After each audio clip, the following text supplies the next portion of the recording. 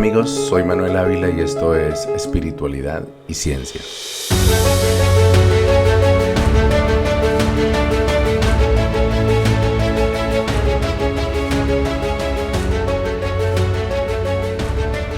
Canadá fue uno de los primeros países, junto con Estados Unidos y el Reino Unido, en iniciar la distribución de vacunas contra la COVID-19. En diciembre de 2020, mientras visitábamos a nuestra familia en Colombia, en Canadá se administraron las primeras dosis a empleados de la salud y a personas más vulnerables. Paula, mi hija Ana María y yo, que no pertenecíamos a ninguna de esas poblaciones, recibimos las primeras dosis de la vacuna en mayo de 2021. En mi caso, tuve acceso a la vacuna de Pfizer BioNTech, una de las primeras desarrolladas utilizando la avanzada tecnología mRNA. A diferencia de otras vacunas tradicionales que utilizan una versión debilitada del virus, la vacuna mRNA introduce en el cuerpo el material genético que contiene las instrucciones que las células contagiadas utilizan para crear la proteína con la que el virus SARS-CoV-2 se adhiere a las células sanas. De esta forma, las células que reciben la carga genética de la vacuna empiezan a fabricar las famosas espinas del coronavirus que por sí solas no causan enfermedad, lo cual genera una respuesta del sistema inmunológico. Esta respuesta consiste en la fabricación de los anticuerpos con los cuales atacará al virus cuando detecte dicha proteína en el futuro. Esto lo aprendí haciendo una búsqueda rápida en YouTube, donde además pude ver una entrevista a uno de los empleados de la farmacéutica que desarrolló esta vacuna, así como una divertida animación con la que la explicación se me hizo mucho más entretenida. A pesar de lo fácil que era hallar esta información en fuentes confiables, las redes sociales estaban llenas de noticias falsas y datos engañosos sobre las nuevas vacunas. En algunos casos decían que la tecnología de mRNA modificaba los genes de las células sanas o incluso que todas las personas que aceptaran la vacuna morirían en los siguientes 5 años como parte de una supuesta conspiración por parte de las élites para reducir la población mundial. Gracias a la rápida vacunación, además de la inmunidad temporal alcanzada por la parte de la población que sufrió el contagio de la enfermedad, la vida diaria empezó a volver a la normalidad. A partir de mediados de 2021, yo seguí laborando desde mi casa y poco a poco fuimos retomando nuestra vida social, no solo dentro de nuestra casa, sino en lugares públicos como parques de diversiones y playas. Felizmente, los niños pudieron volver a las escuelas en septiembre, aunque fue evidente que la educación a distancia vía Zoom trastornó el proceso de formación de muchos niños, incluyendo a nuestra Lucy. La maestra nos confirmó que ella y la mayoría de sus compañeritos mostraban un notable atraso en los conocimientos y habilidades que requerían para su edad. Al menos le habíamos hecho el quite al temido virus y en el proceso pudimos disfrutar con intensidad de la vida familiar junto a nuestros hijos, aislados en el 4 de la avenida Latham, cerca del bosque y del lago Ontario. Tuvimos la fortuna de contar con la eficiente protección del sistema de salud canadiense durante uno de los periodos más difíciles para millones de personas en todo el mundo. Para diciembre de 2021 ya habíamos recibido la segunda dosis de la vacuna, esta vez del laboratorio Moderna, y por fin los gobiernos de Canadá y Estados Unidos acordaron abrir su frontera común para viajes no esenciales. Así que aceptamos la invitación de David para pasar la Navidad y Año Nuevo con él y con su familia en Chicago. Todo estaba listo para partir ese 22 de diciembre, pero en la madrugada del día anterior, mientras todos los demás dormían, me desperté inquieto por un dolor de garganta que inició en la noche y que se fue haciendo más agudo hacia la madrugada. Sin hacer mucho ruido, me practiqué una prueba rápida de COVID de las que el gobierno entregaba sin costo en las cajas de los supermercados. Después de 2 años de su aparición en un mercado de Wuhan en China, finalmente fui contagiado por el virus que hasta esa fecha había cobrado ya más de 5.4 millones de vidas en todo el mundo. Según leí en las noticias, lo más probable es que se tratara de la nueva variante Omicron, que estaba haciendo estragos en Norteamérica. Afortunadamente, Aparte de arruinar los planes de viaje de la familia, dejarme sin sentido del olfato por unos días y obligarme a pasar la noche de Navidad encerrado en mi cuarto, el virus no me causó mayores percances. Mi principal preocupación en ese momento, aparte de la posibilidad de contagiar a otras personas, fue la inquietante noticia de la aparición de un fenómeno bautizado como COVID largo. Se trata de un síndrome que afectó a un número de pacientes quienes desarrollaron extraños síntomas como cansancio extremo, dolores musculares, depresión e incluso esquizofrenia, meses después de haber padecido COVID-19. Sobre todo me preocupaban los posibles efectos psiquiátricos del síndrome, teniendo en cuenta mi antecedente de la crisis de ansiedad que sufrí en 2017. Mi familia en Colombia también corrió con la buena suerte de no haber sufrido contagios de COVID-19, bueno, con excepción de David, un primo hermano que vivió con nosotros en Bogotá, quien fue contagiado antes de que las vacunas llegaran a Colombia y pasó un par de semanas muy difíciles, llegando incluso a necesitar administración de oxígeno en casa debido a una baja considerable en la concentración de oxígeno en su sangre. Pero fue Mara quien llevó la peor parte de entre mis seres queridos. A pesar de haber recibido la primera dosis de la vacuna, recibió el virus de una anciana que hospedaba en su casa y tuvo que ser hospitalizada de emergencia. La ciencia médica fue vital para salvar la vida de mi chamana, pero ella hizo uso de su sabiduría espiritual para mantenerse fuerte durante la difícil prueba y también para brindar apoyo y consuelo a varios de los pacientes críticos que conoció durante su estadía en el hospital.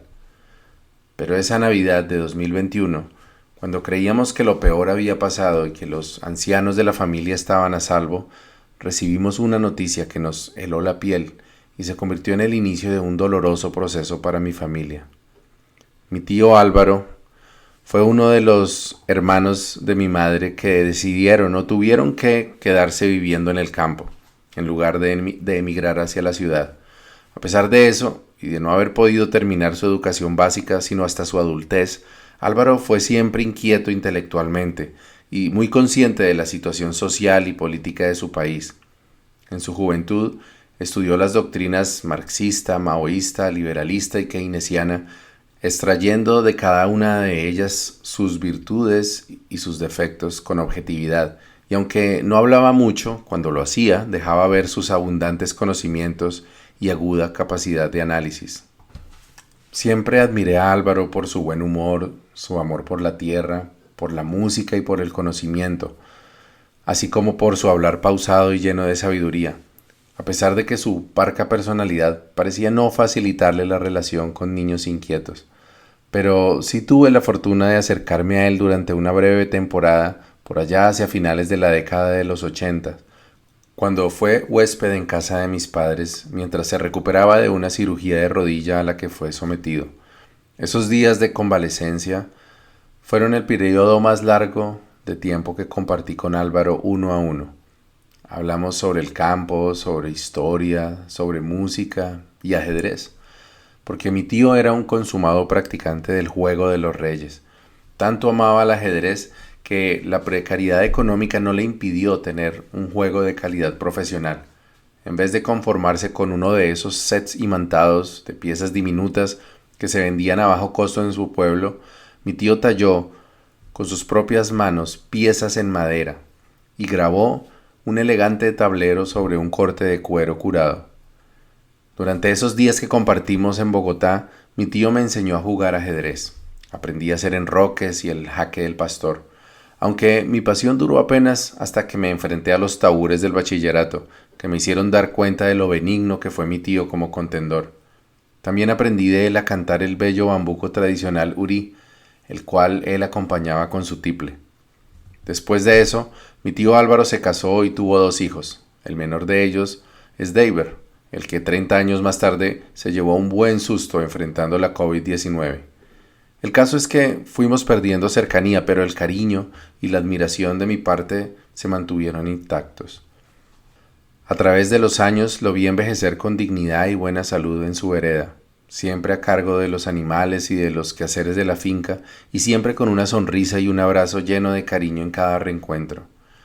Poco antes de mi partida hacia Norteamérica, adquirí una parte de la finca de los abuelos donde él vivía con su esposa, principalmente por amor a ese territorio que forjó una parte tan importante de mi personalidad, tratando de evitar que la propiedad fuera a parar a manos de algún desconocido. De ese episodio surgió una desagradable experiencia con una parte de la familia que no viene el caso revisitar, pero también un nuevo pretexto para vivir nuevos compartires con mi tío y con su familia. Una de esas oportunidades fue la ceremonia de entrega de la placenta de mi Luciana, que Paula y yo celebramos junto con las parteras que asistieron al nacimiento de la niña. Mi tío, a pesar de no conocer mucho, hasta donde sé, sobre la cosmogonía chamánica que practicábamos, nos acompañó con respeto y con solemnidad, y fue él quien terminó de cubrir con tierra la placenta y sembrar sobre ella el árbol que conmemoraba el nacimiento de nuestro angelito. También trabajamos hombro a hombro en una huerta familiar que por iniciativa de mi hermana Paulina sembramos detrás de la casa de los abuelos. Todos esos momentos nutrieron el cariño mutuo, a pesar de que las conversaciones entre los dos siguieron siendo escasas. Pensándolo bien, así era mi tío, cauteloso y reservado con las palabras, pero abundante y generoso con las acciones. Vivir en el campo durante la pandemia resultó ser una ventaja para Álvaro y su esposa Lolita. A su avanzada edad debían ser cuidadosos con la interacción social y vivir a kilómetros de sus vecinos en espacio abierto resultaba ser la mejor forma de distancia social que se podía tener. Así pues, el coronavirus no alteró mucho la vida en la vereda. Lo que sí dificultó enormemente fue el acceso a servicios médicos de calidad para los campesinos. Con la escasez de recursos y la alta demanda de servicios médicos causada por los contagios de COVID-19, resultaba mucho más difícil de lo usual acceder a consultas y tratamientos médicos por otros motivos. Este fenómeno, junto con su elevada tolerancia al dolor y envidiable estado físico, contribuyeron para que mi tío Álvaro no obtuviera la atención oportuna para resolver una pequeña molestia que lo aquejaba. Se trataba de una llaga en la parte posterior de su lengua, que los médicos reconocieron como una infección y trataron infructuosamente con antibióticos y analgésicos. Durante meses, mi tío se ocupó de su lesión con remedios caseros y los medicamentos que ensayaban los galenos que lo atendían a las carreras. La llaga dio lugar a una inflamación, a la que los médicos después de meses por fin acertaron a investigar a profundidad y en diciembre de 2021 identificaron como un tumor canceroso nivel 1 en la base de la lengua.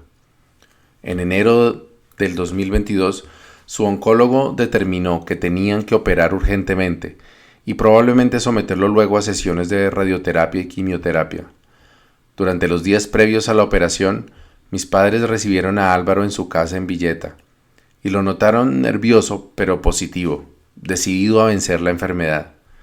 La operación fue aparentemente exitosa, aunque debido al tamaño del tumor, el cirujano tuvo que remover una porción más grande de la lengua de lo que se esperaba. Aún así, mi tío estaba contento por haber retirado el mal de su cuerpo, y pocos días después estaba de regreso en su finca, atendiendo sus cultivos y sus animales. Pero la dicha duró poco. Al cabo de unas pocas semanas, el intenso dolor en el sitio de la cirugía le obligó a regresar a Bogotá, donde pronto lo programaron para una segunda operación. Esta vez, no solo debieron removerle una porción adicional de lo que le quedaba de lengua, sino también parte de la garganta y del piso de la boca. El médico a cargo del procedimiento le informó a la familia que, infortunadamente en la primera cirugía, le habían dejado unas raíces del tumor que había que remover para que no se extendiera de nuevo. También les dijo que en condiciones normales habría ordenado radioterapias complementarias, pero que teniendo en cuenta la edad de mi tío, estas podían resultar más dañinas que beneficiosas. Con esto, mi tío Álvaro fue enviado a casa, pero mucho más débil, maltratado y limitado que antes de la primera cirugía, cuando él anhelaba que todo aquello no fuera más que un susto pasajero, que quedaría atrás después de la intervención. En cambio, ese hombre, que cuidó de sus padres en sus últimos años, que levantó una bonita familia con amor y que fue muy buen ejemplo en medio de las dificultades, que en un tiempo fue un reconocido líder campesino de su comunidad y que estaba acostumbrado al duro trabajo en el campo, y al uso sobrio de la palabra, se vio obligado a recluirse en un pequeño apartamento de la gran ciudad, bajo el cuidado de su hijo David y de una sobrina que desde el primer momento hizo cuanto pudo por brindarle a ese buen hombre todos los cuidados que ahora necesitaba. Desde el momento en que sus médicos se dieron cuenta de que habían errado en su diagnóstico inicial, que la primera cirugía había sido insuficiente y que la segunda cirugía no podía asegurar una prognosis favorable, parecieron reorientar sus esfuerzos hacia cuidados paliativos terminales, aunque la información que le daban al paciente y a sus familiares mantenía la esperanza de una recuperación exitosa. La claridad y la franqueza no son unas virtudes muy comunes en Colombia, particularmente cuando se trata de dar malas noticias, por lo que en los controles médicos sucesivos a la cirugía, los médicos hablaban sobre radioterapias, antibióticos, terapia, alimentación, fe, positivismo, pero solo había una cosa que mi tío quería escuchar. Yo quiero es que me digan la verdad, decía una y otra vez sin obtener una respuesta directa. Y ni sus hijos, ni su esposa, ni sus familiares le decían la verdad porque tampoco ellos la conocían y todos ellos, nosotros, preferíamos ignorar lo evidente. Entonces llegaron las ayudas de la pseudociencia. Sin contar con su aprobación, unos familiares decidieron consultar a Eusebia, una homeópata a quien veían con frecuencia. Yo también acudí varias veces a la homeopatía, hasta que decidí aceptar la abundante evidencia de que es una pseudociencia sin ningún principio físico o químico que la haga plausible. Después de 200 años de su creación, ningún estudio clínico serio ha demostrado la efectividad de los remedios homeopáticos más allá del efecto placebo. Mi tío, mucho más escéptico y sabio que yo, había llegado a esa conclusión mucho antes y a pesar de pertenecer a una familia en la que el pensamiento mágico y las supersticiones eran bastante comunes, hizo gala de su entereza una tarde cuando sus familiares lo llevaron a ver a la homeópata de Marras, ya que ella había manifestado la necesidad de atenderlo en persona para iniciar el tratamiento. Durante la consulta, además de dispensar los diagnósticos optimistas pero infundados que acostumbran los charlatanes, la doctora procedió a sondear el fuero personal de mi tío. Don Álvaro, usted lo que tiene en la garganta son muchas cosas que ha querido decir y que se le han atragantado, que usted no ha querido soltar. Tiene que decir todo eso que ha callado para que se pueda curar. Esta sugerencia evidenciaba una doctrina que yo mismo acepté durante mis años de chamanismo y que se conoce como medicina holística mente-cuerpo. Esta doctrina sostiene que los pensamientos negativos, el estrés y los conflictos emocionales pueden desencadenar o contribuir a la gestación de enfermedades físicas. Quienes predican esta creencia conjeturan que el origen de una enfermedad en cierto órgano o en cierta parte del cuerpo proviene de una causa emocional, supuestamente relacionada con ese órgano. Así pues, un problema en la espalda provendría de alguna carga emocional que no se ha soltado, o un defecto de visión, por ejemplo, de la incapacidad para ver alguna realidad en su vida. Por lo tanto, la pregunta de la doctora Eusebia implicaba que mi tío fue el culpable de causarse el cáncer por su supuesta incapacidad de ser honesto o directo con sus seres queridos. Habráse visto la insolencia. Pero la respuesta de Álvaro fue contundente y una gran lección para todos sus seres queridos. A mí me hace el favor y me respeta. Esas son cosas privadas y yo no tengo por qué decirle nada de eso a usted.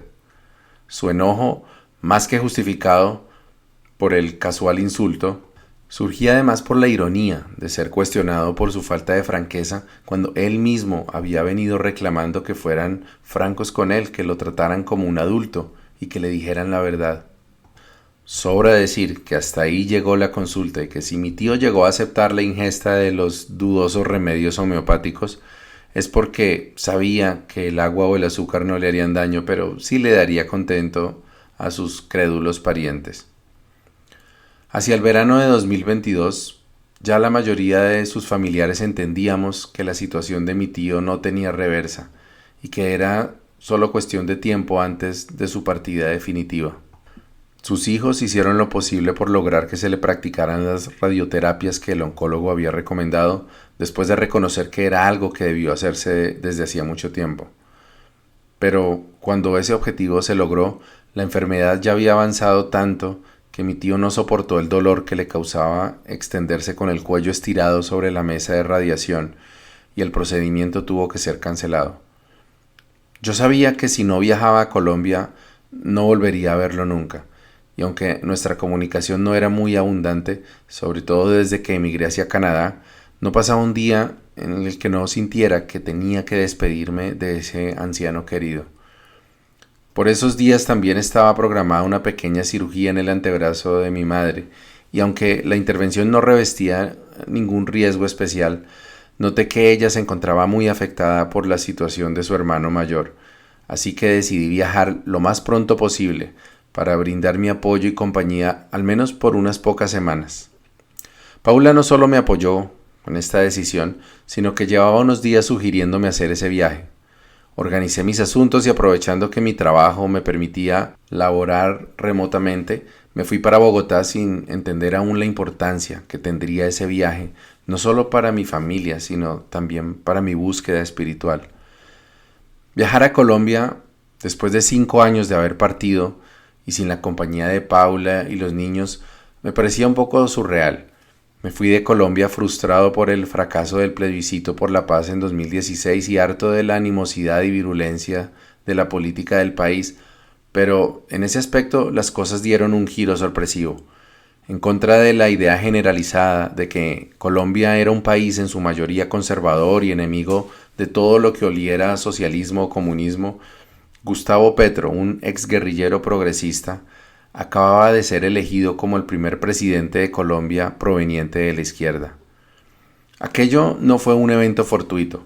4 años de un mal gobierno de Iván Duque, un frívolo advenedizo uribista, hastiaron a los electores que ya llevaban 20 años eligiendo gobiernos de derecha bajo la sombra del oscuro expresidente Álvaro Uribe Vélez. Pero la disolución de la guerrilla de las FARC, gracias al proceso de paz que lideró el expresidente Juan Manuel Santos, dejó al uribismo sin la figura del enemigo interno y desgastó la estrategia del miedo al comunismo con la que comandaron las elecciones presidenciales durante 2 décadas. Así que yo, así como una gran cantidad de jóvenes, campesinos, víctimas de la violencia y otros marginados, a quienes la nueva vicepresidenta de la República llamaba los nadies, sentía una ilusión de cambio y progreso que no recuerdo haber sentido nunca antes con relación al futuro de Colombia. Para mí, esa esperanza de cambio floreció gracias al sacrificio de miles de personas anónimas de buena voluntad que trabajaron por la paz, con la modesta ayuda de quienes participamos en marchas, en el Campamento por la Paz de 2016, y quién sabe, quizás también con el trabajo espiritual que hacíamos, no por razones mágicas o místicas, sino porque hablando de la tierra, conectándonos con ella, abrazándonos y hablando de paz, sé que logramos tocar el corazón y cambiar la forma de pensar de muchos de los que llegaron a nuestros círculos de palabra, a las ceremonias de yagé y los pagamentos que hacíamos con los muiscas. Encontré a Bogotá hecha un caos, peor de como la recordaba. La pandemia dejó a su paso más pobreza e informabilidad laboral que antes, pero aún así me sentí alegre de pisar un país que no se dejó vencer por el miedo, sino que se dio la oportunidad de mirar hacia sus olvidados, cambiando el discurso de la guerra por algo más parecido a una apuesta por la vida. Desde luego era muy temprano para saber si el cambio sería positivo a largo plazo o si habíamos dado un salto al vacío con ramificaciones para lamentar. Pero me pareció adecuado compartir la alegría de quienes nunca se habían sentido representados en el centro de poder. Después de descansar del viaje, visité a mi tío Álvaro en casa de su hijo Deiber. Casi no puedo reconocerlo. No era ni la sombra del recio labriego de quien me despedí un lustro atrás. Me reconoció apenas me acerqué y con un ademán me pidió que lo abrazara. Así lo hice y tomé sus manos mientras le comuniqué el saludo de Paula y Ana María. Le hablé un par de cosas sobre nuestra vida en Canadá y luego de unos minutos me soltó, se puso las manos sobre la cabeza, se reclinó y emitió unos quejidos de dolor. Nuri, su cuidadora de cabecera, Me dijo que él solo podía mantener el enfoque por unos minutos antes de que el dolor le obligara a ensimismarse.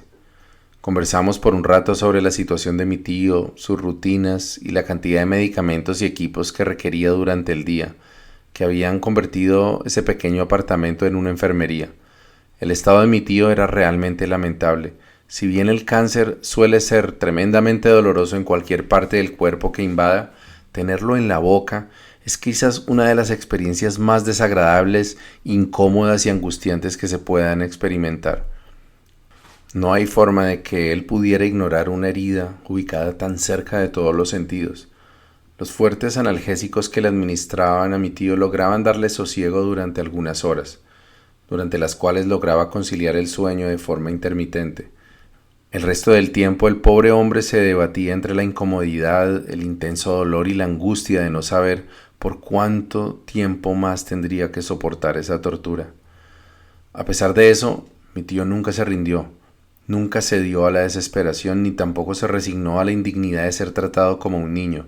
Con el pedacito de lengua que le quedaba hizo escuchar su voluntad, así como el reclamo de conocer siempre la verdad. Con las pocas fuerzas que le quedaban, luchó por mantenerse en pie y valerse por sí solo. Rechazó los opioides más fuertes porque con ellos, decía, no se sentía él mismo. Prefirió la conciencia en medio del dolor que la placidez de la inconsciencia. En una de mis visitas quise hablarle sobre el yagé, plantearle la inminencia de su muerte y ofrecerle la planta como una alternativa para reconciliarse con el camino de despedida. Pero no fui capaz. Su escepticismo a toda prueba me demostró que yo mismo no creía del todo en la magia de mi propio camino. No me habría sentido honesto diciéndole que el yagé podía orientarlo o ayudarlo en su tránsito, porque no tenía evidencia de tal cosa. Cuando mucho, el viaje psicotrópico podría haberlo ayudado a encontrar un propósito en su sufrimiento, pero yo sabía que también podría haberle causado un episodio de psicosis como los que yo había vivido tantas veces. Tampoco me sentí con la autoridad o con el valor de hablarle sobre la inminencia de su muerte, cuando él había expresado su deseo de luchar por la vida y había demostrado su capacidad de robarle felicidad al sufrimiento, disfrutando de lo poco que podía en su estado, los abrazos, las sonrisas, las noticias de su vereda, la música colombiana, los partidos de fútbol y las chanzas de Deiber. A pesar de mis vacilaciones, acepté la invitación que Mara me hizo a una ceremonia de yagé en una finca no muy lejos de Bogotá, con 2 chamanes con quienes ella trabajaba desde hacía un tiempo. La idea de tomar yagé me aterraba, pero a la vez me llenaba de un inexplicable entusiasmo. Es cierto, mi escepticismo había venido creciendo, pero tal vez tomar yagé nuevamente era lo que me hacía falta para probar si la razón de verdad era capaz de contener esa sobrecogedora hiperrealidad de la experiencia enteogénica. Pero había algo más que me atraía. Anhelaba esa sensación de unidad con la tierra, ese sentido de trascendencia, ese encuentro con lo sublime dentro de mí. También se me ocurrió que podía ser una excelente oportunidad para reencontrarme con algunos de mis amigos más queridos, así que, sin dudarlo, extendí la invitación a la ceremonia al abuelo Luis, a mi amigo Pedrito y a mi amiga Lucero, y todos ellos accedieron inmediatamente. Mara y yo llegamos temprano a la finca ubicada en la población de Albán junto con Lucero y Cielo Rocío, una amiga de Mara que también conoció, amó y fue una discípula muy cercana del chamán Omar Barreto. Un fuerte abrazo con el abuelo Luis me hizo sentir que la honda distancia que pareció labrarse entre nosotros por el dióxido de cloro y las teorías de conspiración era solo una grieta imaginaria. El cariño estaba intacto. Estar de nuevo vestido de blanco junto con mis amigos chamanes me llenó de alegría y gratitud, tanto que el usual miedo previo a la ingesta de la pócima sagrada parecía insignificante. La finca era hermosa, la mañana despejada y todo era propicio para una ceremonia tranquila y contemplativa. Bueno, tal vez habría sido así de no haber estado yo allí. Creo que aquella fue la porción más pequeña de ayahuasca que yo había recibido en una ceremonia de yagé, acaso unas 5 cucharadas. Así que pensé que la probabilidad de un mal viaje o incluso de tener viaje del todo era baja. Así pues, me dispuse como solía hacerlo, sentándome en posición de loto con los ojos cerrados, esperando el inicio de los efectos del enteógeno. Creo que me dormí después de un rato porque perdí la noción del paso del tiempo, pero la sensación era de paz y tranquilidad. Luego, como ya estaba acostumbrado, di un respingo cuando me amagó el impulso de vomitar. Me puse de pie y solté unas pocas bocanadas antes de percibir el familiar nerviosismo que acompañaba esa sensación de un vertiginoso cambio en mi estado de conciencia. Empecé a respirar profundamente, tratando de volver en mí, pero sabía que el yagé me estaba cogiendo con fuerza. Pronto me sentí vulnerable y busqué a Nayab, la chamana oficiante, quien con cariño y transmitiéndome confianza me pidió que me acostara sobre la hierba y me asistió con fumarolas de copal y rociándome perfume. Allí permanecí por un buen rato mientras me hundía más y más en un estado de conciencia inquietante, lleno de visiones místicas, imágenes fugaces sobre mi vida y mis tribulaciones, mezcladas con ráfagas de pensamientos oscuros y absurdos. Eventualmente sentí que estaba en control de mi mente a pesar del caos que me inundaba, y mostrando la infantil arrogancia que tenía de costumbre, empecé a deambular e importunar a otros asistentes con verborreas incoherentes y repetitivas. Poco a poco fui abandonándome en el laberinto de mi mente y pronto me encontré otra vez en medio de un océano oscuro de miedos y angustia. Pronto caí en el delirio mesiánico de encontrarme allí, siendo el escenario para la lucha ancestral entre el bien y el mal, logrando con mi embriaguez la sanación de mis contertulios y hasta la salvación de la humanidad. El agua de ese océano se convirtió luego en soledad y miedo absolutos y su sal en la convicción de que la única solución para mi predicamento sería el alivio de la muerte. Pensé en el calvario de mi tío Álvaro y me vi en él, con sus manos sobre la cabeza, luchando contra el mal, expiando nuestros pecados con su sufrimiento. ¿Por qué me miran así todos? ¿Es que no conocen la misericordia? ¡Mátenme, por piedad, por favor, mátenme! Lo que sea que fuera yo en ese estado exhaló ese grito desde la profundidad. Repetí la tenebrosa frase como un mantra mientras en mi mente se atropellaban las obscenidades, los pensamientos lujuriosos, las imágenes de muerte y nuevamente el cáncer de Álvaro, a quien veía como mi tío, mi padre y yo mismo por partes iguales. Luego supe que Nayab y Juan habían convenido atarme para evitar que me hiciera daño o que se lo hiciera a alguien más, pero mis amigos Pedrito y el abuelo Luis se comprometieron a encargarse de mí para evitar el deshonroso amarre. Al sentirlos cerca, logré recuperar un poco de mi conciencia, y a pesar de mi estado pude comprender lo que me decían y lo que me pedían. Aún así, seguí sintiendo que aquel era el día de mi muerte, y que mientras no me dejara llevar por la muerte, el sufrimiento me seguiría consumiendo. Pedrito, hoy tengo que morir, ayúdame a morirme, le dije a mi amigo. Listo, Manuel, yo te voy a ayudar, pero tienes que hacerme caso, ven conmigo. Me incorporé calmadamente, tal como lo hacía mi hijo Benjamin, cada vez que en medio de una rabieta lo miraba a los ojos y le pedía que respirara bien profundo. Seguí a Pedro, quien me guió hacia un pequeño claro detrás de los arbustos, al otro lado de un pequeño manantial de agua clara que corría cerca de la maloca. Me ayudó a recostar y me dijo: ¿Estás listo para morir? ¿De verdad quieres morir? Sí, hermano, sí quiero, le dije lleno de miedo pero con convicción. Entonces guarda silencio, cierra los ojos y déjate llevar. La madre muerte te está esperando. Cerré mis ojos y relajé todos mis músculos. Mi mente se vació y me hallé en medio del silencio, hasta que de pronto el trance se rompió y me encontré de nuevo al lado de mi amigo, con la vida fluyendo por todo mi cuerpo. Repetimos ese mismo juego varias veces, hasta que me sorprendí con la misma certeza de estar viviendo mis últimos minutos sobre la tierra, pero ya sin ese miedo que siempre me acompañó hasta esa tarde. Me dejé arrastrar hacia el silencio en el que poco a poco pude entender qué era lo que estaba muriendo. Un día antes de la ceremonia, había contactado a Diana, la mujer por quien puse en riesgo mi hogar, y acordamos vernos durante mi estadía en Bogotá. Desde luego, aquel encuentro no sería solo para tomar un café, y aunque le conté a Paula de esa cita, sabía que le estaba haciendo daño. Yo tenía ya 42 años y me seguía comportando como el jovencito de 21 años a quien no le importaba el sufrimiento de los que lo aman con tal de complacer sus instintos.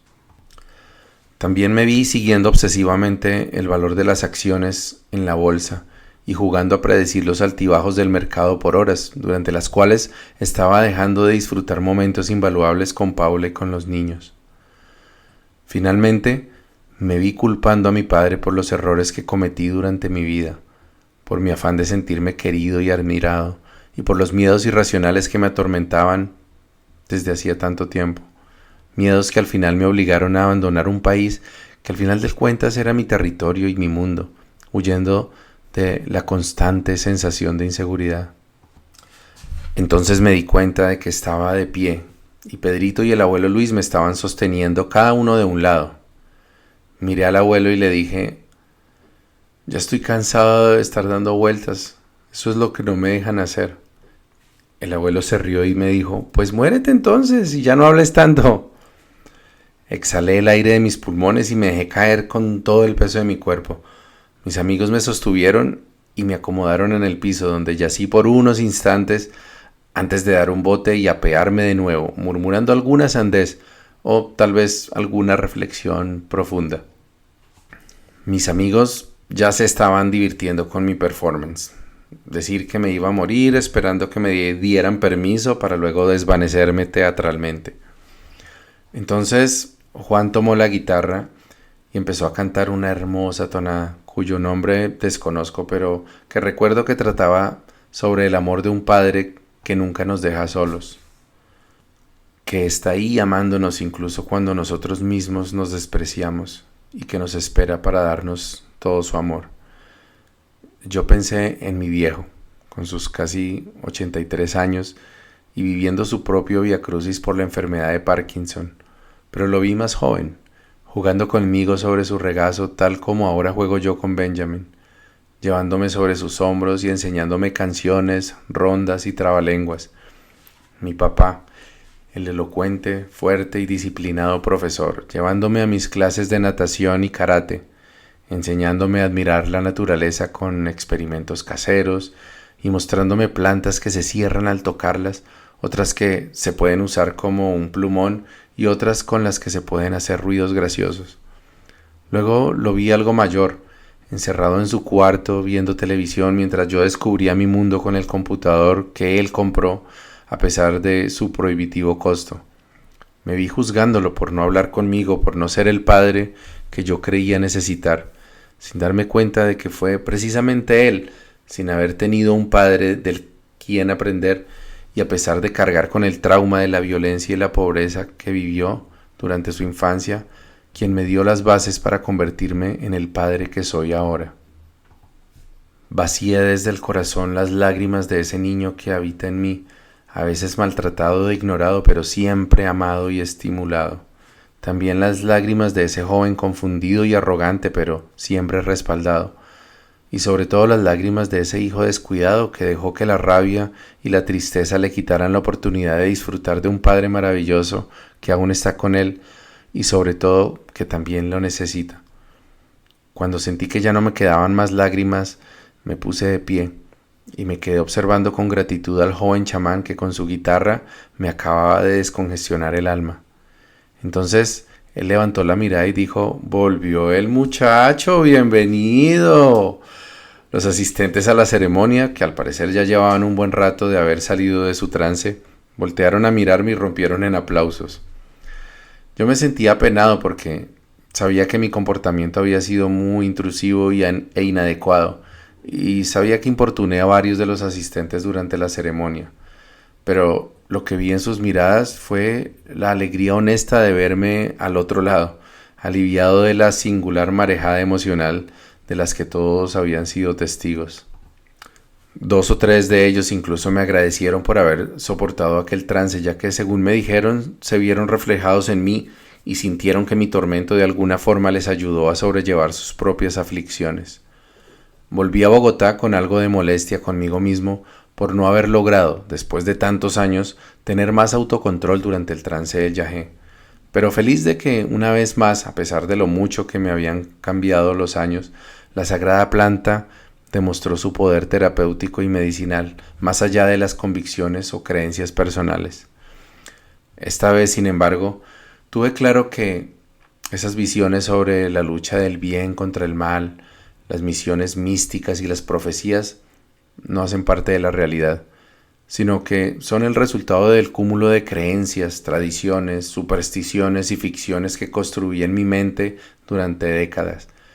Como siempre, me vi a mí mismo como Dios y como demonio, pero esta vez no le concedí mayor relevancia. Entendí ambos estados como manifestación de aspectos conflictivos pero complementarios del ser humano: amor propio y egocentrismo por un lado, y por el otro los instintos y el miedo. También entendí la prevalencia de la idea de la muerte durante la experiencia enteogénica desde otra perspectiva. Además del miedo constante a la muerte que conlleva ser conscientes de nuestra finitud, hay una angustia más inmediata y apremiante que proviene de la inexorable disolución de una estructura mental anclada en la mente. Se sabe que el yagé posibilita la formación de conexiones neuronales nuevas en minutos, en lugar de los meses o incluso años que puede tomar de forma natural. Algunas de esas conexiones hacen parte de la definición del yo, y al reemplazar o amenazar con reemplazar lo que antes atesoramos como algo que nos define, podemos sentir una respuesta instintiva de supervivencia proveniente de esa parte de nuestra mente, una respuesta que interpretamos como la cercanía de la muerte. O puede ser que el yagé simplemente activa una zona del cerebro asociada con la percepción de inminencia de la muerte. Pero en cualquier caso, su efecto es poderoso en un proceso de autotransformación. Es una experiencia que difícilmente se puede replicar en otro entorno tan seguro y de la forma en que lo permite la ceremonia ancestral de yagé. De regreso en Bogotá, escribí a Diana, disculpándome por un nuevo cambio en mi actitud hacia ella y diciéndole que no nos volveríamos a ver de nuevo, y que a pesar de que aún sentía un gran cariño por ella, tampoco la volvería a buscar. También sentí que me reconcilié totalmente con mi país. Después de haber vivido nuevamente la magia neuroquímica del yagé y el poder emocional de la ceremonia chamánica, me sentí profundamente agradecido por haber nacido en Colombia.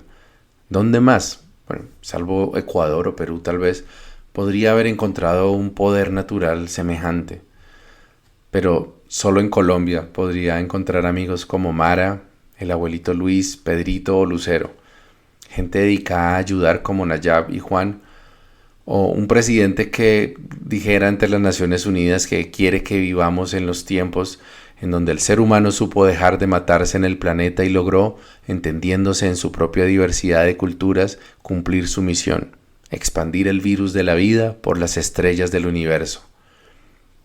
Mi tío Álvaro falleció en Bogotá el 12 de octubre de 2022, casi un mes después de mi regreso a Toronto. Mi mamá lo visitó un día antes de su partida y me puso al teléfono para que me despidiera de él. No sé si me escuchó o si me entendió, pero le hice saber lo mucho que lo apreciaba y que lo admiraba. Pero sobre todo que nunca olvidaría todo lo que me enseñó, desde el ajedrez y el amor por la música colombiana, hasta el valor para defender la verdad y para no ceder ante el miedo, la entereza para luchar por la vida y la coherencia para no ceder ante el engaño de la pseudociencia, por atractivas que sean sus promesas. Bueno, es posible que esas no hayan sido mis palabras exactas, pero ese es el sentimiento que me acompaña desde su partida. En junio de 2023, Paula, Luciana, Benjamin y yo nos reencontramos con nuestros padres en Cuba para abrazarnos y para celebrar la vida. Conversamos por horas sobre todo lo que ha sucedido y me di cuenta de que mi madre se resiste a abandonar la visión mágica e idealista del mundo a través de la que ha entendido la realidad toda su vida y que le ha servido para sobreponerse a la pobreza, a la adversidad y a la injusticia, siempre con una sonrisa y la certeza de que todo es para bien y parte del plan de Dios. Mi padre, por otra parte, de alguna manera balancea en su mente una mente escéptica y una visión factual de la realidad, con la necesidad de creer en un poder superior justo y pródigo que ahuyente el miedo a la implacabilidad del azar. El Parkinson hace aún más difícil ese acto de malabarismo intelectual, Pero, valiente como mi tío, él también se decidió por la vida, por luchar contra su enfermedad para poder seguir disfrutando de más momentos como esos que compartimos en la bella isla del Caribe. Yo los veo a ambos en armonía con sus contrastes y veo en ellos encarnado el espíritu de mi búsqueda por equilibrar en mi alma la magia que intuyo en la existencia, con el respeto por la verdad sin adulteraciones ni ambajes, y la necesidad de un propósito que le dé sentido al sufrimiento y a la inclemencia del azar. Esa búsqueda de equilibrio quizás no tenga final, pero gracias al camino de luces y sombras que recorrí durante los últimos 15 años, con sus ilusiones y sus desengaños, encontré mi propia senda. Escribir estas memorias para mi podcast Espiritualidad y Ciencia se convirtió en el espacio de autorreflexión y catarsis que necesitaba para digerir las enseñanzas y las experiencias que viví durante mi viaje espiritual y para encontrar la paz que anhelaba mi mente. Así como la tenue luz del amanecer va delineando las formas en la selva, haciendo desaparecer los monstruos que se forman en la oscuridad, la luz del conocimiento científico me ha permitido ver la realidad en su verdadera magnificencia y perfección. Mi homenaje para mis abuelos, para mis padres, para mi padrino Diego, para mis maestros y para mi tío Álvaro es reconocerlos con estas líneas, pero sobre todo hacerlos carne y sangre a través de mi propia vida, honrando sus enseñanzas y su legado, mientras sigo mi camino desde las estrellas hasta el mar. Cuando éramos niños, los viejos tenían como 30. Un charco era un océano, la muerte lisa y llana no existía. Luego, cuando muchachos, los viejos eran gente de 40. Un estanque era un océano, la muerte solamente una palabra. Ya cuando nos casamos, los ancianos estaban en los 50. Un lago era un océano, la muerte era la muerte de los otros. Ahora, veteranos, ya le dimos alcance a la verdad. El océano es por fin el océano, pero la muerte empieza a ser la nuestra. Mario Benedetti. Buen camino y buena brisa. Quisiera ser el aire que llene el ancho espacio. Quisiera ser el huerto que esparce suave olor. Quisiera ser la nube de nieve y de topacio. Quisiera tener cánticos de dulce trovador, y así mi triste vida pasara lisonjera, cambiando mi dolor por bebida pasión. Tú estás siendo querido de ahorita en hechicero, quitárame la vida por darte el corazón.